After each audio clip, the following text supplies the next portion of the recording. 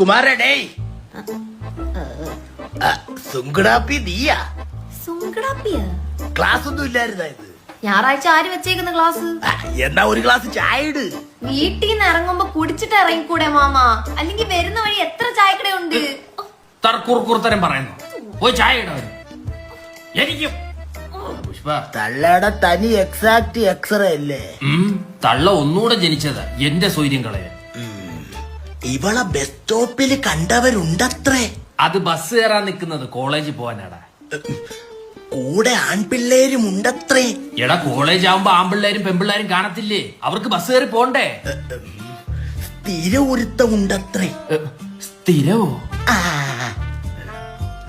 ഈ പരിസരത്തുള്ള ഏതെങ്കിലും പയ്യനായിരിക്കും ഒരുമിച്ച് പോയി വരാനും ഒക്കെ ആയിട്ടെ കോളേജില്. ഇവന് ഞാൻ ഉദ്ദേശിക്കണ മനസ്സിലാവുള്ളൂ. എന്നാലും ഇത് ഏത് പയ്യൻ?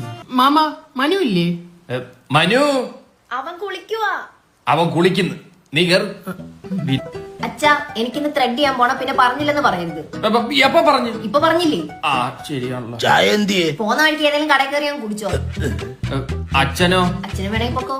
ഇവളെ ഇന്ന് തന്നെ കെട്ടിക്കണം. കെട്ടിക്കാനോ? നീ നല്ല സമ്മതം തൊട്ടെ പറയടാ. നമ്മുടെ മൂക്കട്ട കടവില് ആ വളങ്കടി മനോജിന്റെ മോനുണ്ട്. പുഴുക്കടി നന്ദു, സ്കിൻ ഡോക്ടറാ. കേട്ടിട്ട് തന്നെ ചൊറിയുന്നു. ആ എനിക്കും. നിനക്കിപ്പോ കേട്ടണോ? വേണ്ട ഇവര് അതെ, അവക്കിപ്പോ കേട്ടാൻ താല്പര്യമില്ല. മോനെ വലിയ കുടുംബം പുഴുക്കടി. എന്നായിരുന്നു ചൊറി? കുമാര, ഇവിടെ കുടുംബാരി സംസാരിക്കാൻ നമ്മളുണ്ട്. അവന്റെ അടുത്ത് മിണ്ടായിരിക്കാൻ പറയടാ. എഴുന്നേക്കടോ കുമാര. എഴുന്നേക്കടോ. കുമാര അവൻ പറഞ്ഞത് കേട്ടാ? എനിക്കടോ ഒന്ന്. കുമാരേ, താൻ ഇനി വിട്ടിരുന്നാ തന്നെ ഞാൻ അടിക്കും. കുമാരേ. എനിറ്റോ അവ അടിക്കും. തന്തയാണ്ട എന്നെ അടിക്കാത്ത ഒരു ദിവസം കൈവരെ പൊങ്ങി. ആണോ?